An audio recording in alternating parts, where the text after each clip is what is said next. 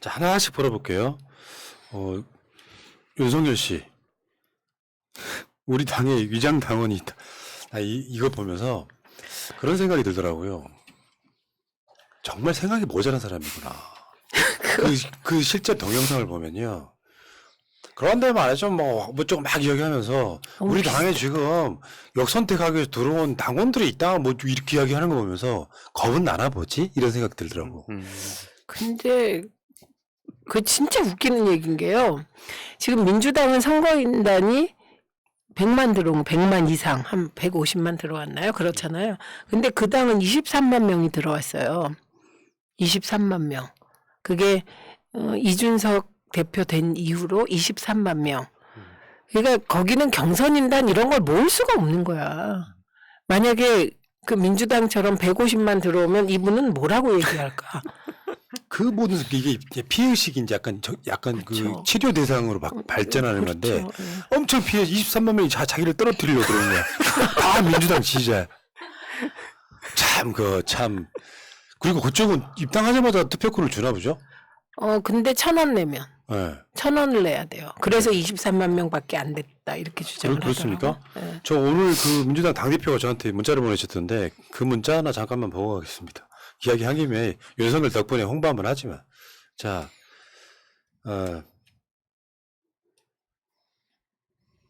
열심히 찾고 있어요 지금. 그렇지. 당대표가 저한테 문자를 보내셔가지고 지금 서울 쪽 제가 이제 서울 쪽 권리당원이잖아요. 당원 투표하라고. 네. 수요일, 목요일, 수요일 오전 9시부터 목요일 오후 9시까지 온라인 투표, 모바일도 가능하고 PC도 들다. 무슨 말인가 했네. 이렇게 반응이 늦으세요? 제가 이렇게 센스가 없어요. 그러니까 여기에도 이 중에도 제가 봤을 때는 국민의힘 쪽에 위장 당원이 있어요. 우리 쪽으로 들어온 위장 당원. 그분들이 소위 똥파리라고 부르는 분들인데 하는지 보면 그런 분들이 들어온다고 대세가 바뀝니까? 안 바뀌잖아.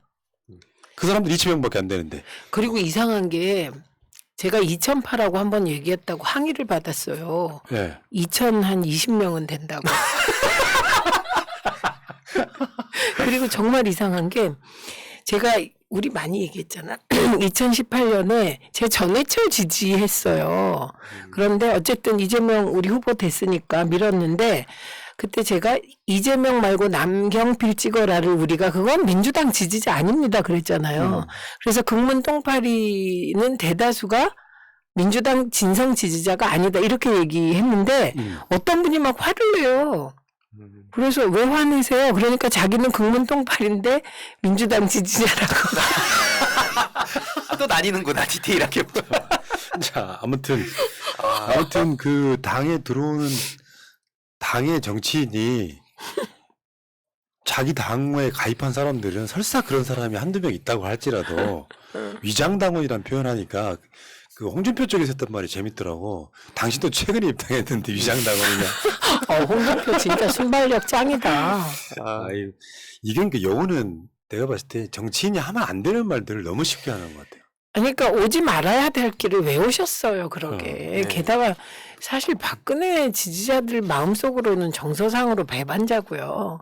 문재인 대통령이 검찰총장까지 임명해 줬는데 그 임기 중에 나가서 야당으로 가서 대권 후보 하겠다는 게 말이 돼? 그러니까 마음이 불안하지 않겠어? 그러니까 왕자, 나 왜 사면이 나왔다. 왕자 이렇게 해서 제가 그 왕자 진짜 한마디만 할게요. 네. 보통 우리가 얘기할 때 보세요. 이렇게 얘기하지 않아? 이렇게. 다 이렇게 연설할 때도 이렇게 하는 사람 처음 봤어. 그 이야기 이따가 해줘요. 그 이야기 따로 하는 시간 있잖아요. 있어요? 네. 아무튼 할 말이 너무 많아. 이 사람은 집단지성이라는 걸 모르는 것 같아요. 숫자가 만몇만 돼도 엄청 많은 숫자예요. 그럼요. 여러분 10,000원짜리 있잖아요. 네. 10,000원짜리가 만장이면 1억입니다. 엄청 많은 거예요. 10,000원짜리 허주머니 누구한테나 있잖아. 굳이 찾자면. 그런데 몇십만 명 되는 숫자를 갖고 역선택하려고 들어오면 내가 항상 하는 말이에요. 윤석열 씨는 나한테 좀 교육을 받아야 돼요. 왜냐하면 저쪽이 100만 명, 200만이 가입하면 저쪽 흥행이 성공하는 거예요. 그렇죠. 그것 때문에 우리 가입 못해요. 윤석열 떨어뜨리고 싶어도 저기에 어떤 그 뭐가 묻는 것 자체가 싫어서 안 해. 건너가라고 해도 많이 건너가 한 200명 건너가. 그 200명도 아주 대단한 분들이시라니까. 그분들은 이쪽에 자살 특공대 같은 거야. 그렇지. 왜냐하면 그 마음이. 왜냐하면 뭐 누가 죽이진 않겠지만 한 마음을 생각해봐요. 네. 국민의힘 선거인단이 되고 국민의힘 당원이 되는 거잖아. 그랬을 때 손 엄청 떨릴 거야. 예. 그렇게 가는 분들 많지 않으니까 윤석열 전 총장님 그렇게 걱정되시면 그냥 안 하시면 되는 거예요. 예. 자, 근데 윤석열이 최근까지 했던 망은 최근 것만 몇 가지만 또 상기시켜드리고 하겠습니다. 우리 당에 위장 당원이 있다. 야, 다음에 이거 우리 당에 위장 당원이 있다는요. 그렇게 생각이 났어요. 내 귀에 도청 장치가 있다는 똑같은 말 같은. 와. 그 말 같고요. 주 120시간 바짝 일해야 된다. 부정식품을 선택할 자유를 줘라. 페미니즘이 남녀 간의 건전한 교제를 막는다.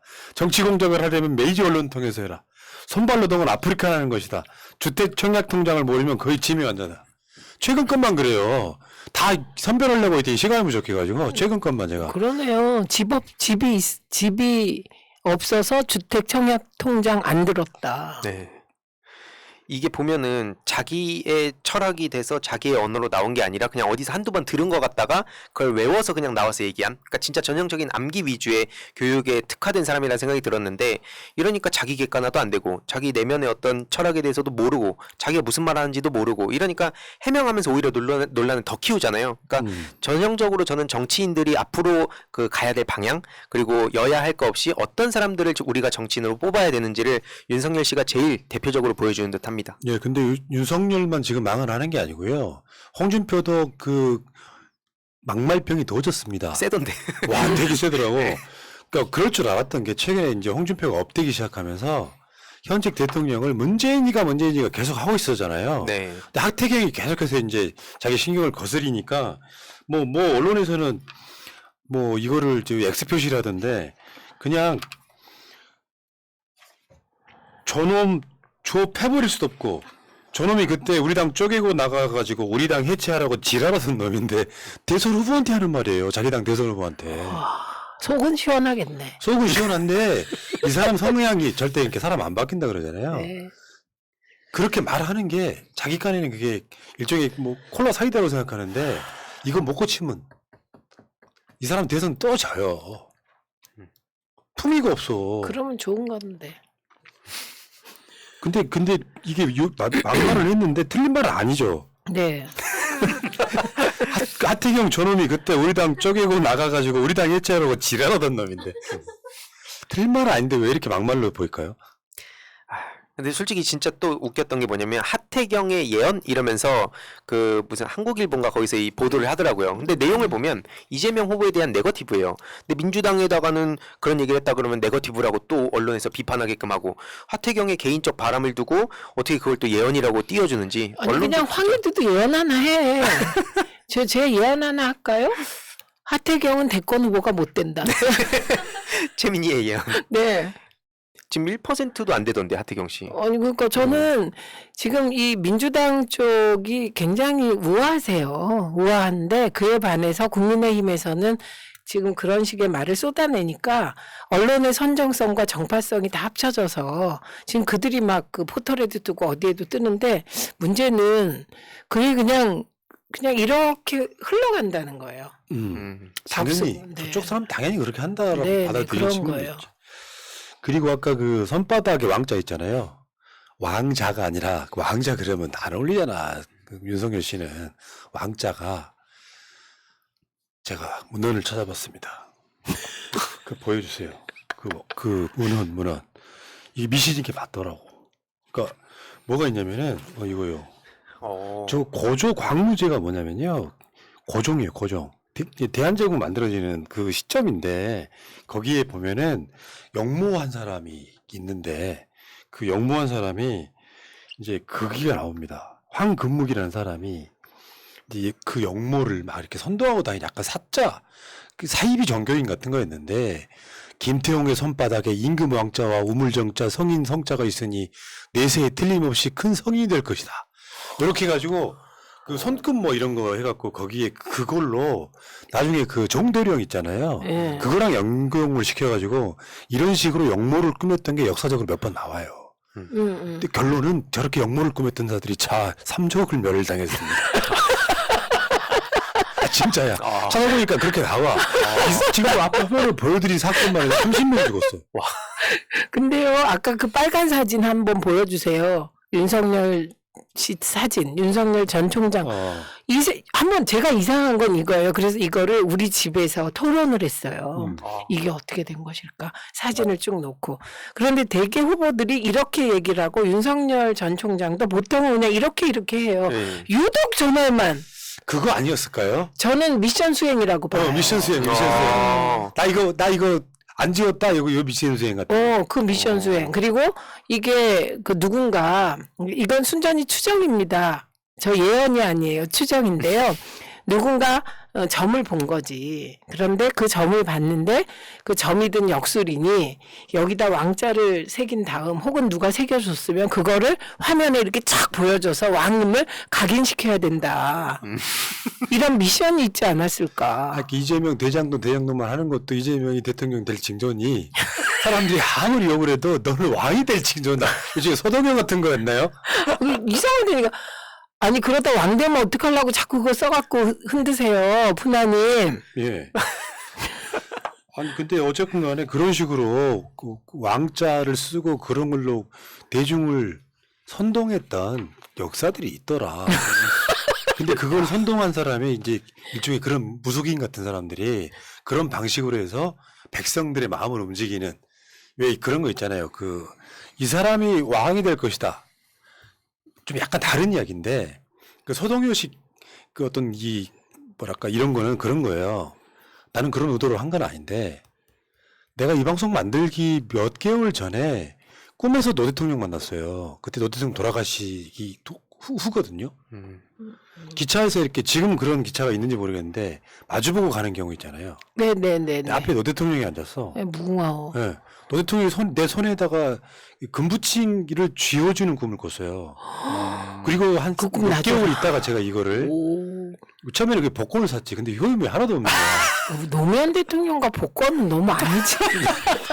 그래서 나중에 이 방송으로 연결이 되는 건데 그러면 어떤 상황이 벌어지느냐. 뭔가 내일이 되는 확신이 생기거든요.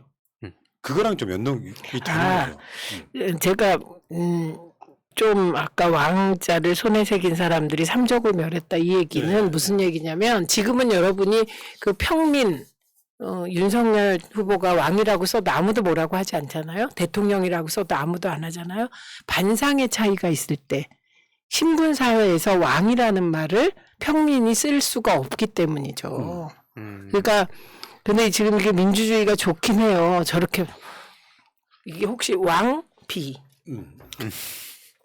폐허 아닐까? 아무튼 근데 영모는 영모였었나 봐요. 그 현역 군인 400명 윤석열 캠프 오픈 채팅방에서 군 형법을 위반한 뭐 이 사건도 있었는데 우리 캠프에는 현역 군인이 없다 그러는데 현역 군인이나 공무원들은 선거 운동에 전혀 개입할 수가 없거든요. 네. 영모를 준비하는 건 맞습니다. 내가 왕이 되는 거야 지금. 고려시대 무신 정권 같은 거야 느낌이. 근데 어쩐지 그 군인과 윤석열 전 총장은 느낌이 좀 네. 비슷하다. 와, 근데 생각만 해도 소름 끼치는 게 검찰 권력과 이 그렇지. 군인 권력이 YS 이후로 하나의 청산이 됐는데 그걸 다시 부활시킬 사람이라는 생각이 또 들기도 하네요. 그런 상상을 해보게 되죠. 그런데 이걸 또 연결시키면은 김용민 의원이 그랬잖아요. 월성 원전도 고발 사주한 거 아니냐라는 합리적 의혹을 제기를 했어요. 네. 날짜 시점상으로 봤더니 그게 검찰이 고발 사주한 것 같은 정황이 나온 거예요. 그러니까 이게 사실 현대판 역모죠. 그 검찰 권력을 사유화했을 뿐만 아니라 검찰 권력으로 대통령을 어떻게 해보고자 하는 의도, 그 현대판 역모라고 볼 수 있습니다. 네. 예. 근데 박범계 장관도 조사할 예정이다 이렇게 할 정도면 이것도 좀 문제가 될 텐데 이거는 최초에 나왔던 고발 사주부터 지금까지 그 모든 게 어마어마한 사건이잖아요. 대형 스캔들이 이거란 말이야. 다른 말로 하면 게이트란 말이에요. 근데 이게 큰 이슈가 안 되는 건 우리의 피해의식일까요? 월성원전 등등이요. 이게 저는 이거 최초로 월성원전도 고발사주다라고 방송한 게 열린공감 TV예요. 거기에 변호사 한 분이 나와서 이 얘기를 쭉 했어요.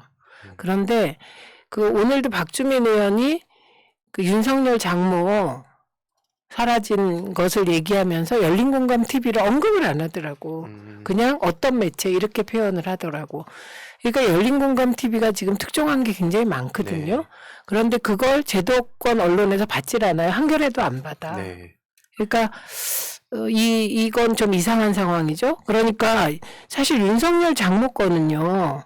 막 확 퍼져야 되는데 안 퍼져. 그러니까 네. 저는 제도 언론의 의제 서보타지라고 봐요. 그런 측면도 있죠. 그러니까 그게 언론이라고 하는 게 언론의 기본적 특성.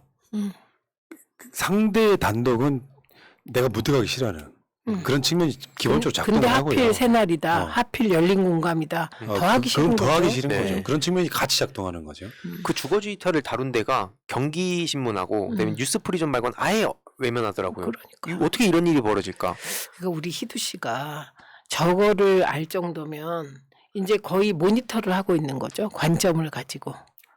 근데 이제 고발 사주도 처음에 그 뉴스버스 네. 뭐 안 그런- 받았지. 그런 식으로 나오는 상황에서 아주 이슈가 되면 눈치를 보면 슬금슬금 거기다가 이렇게 숟가락 얹기 시작해서 네. 그 같은 형태의 또 다른 단독을 내는 그 구조로 이렇게 사건이 커지거든요. 자, 아무튼 월성 원전까지도 고발 사주가 의심된다고 하니까 이자는 그냥 역모였네요. 현직 검찰총장이었지만 사실상 나는 왕이다. 뭐 이런 느낌까지 가는 참 이 과정이 참 재밌는 캐릭터라는 생각이 들었고요. 자, 이 이야기는 여기까지 할게요.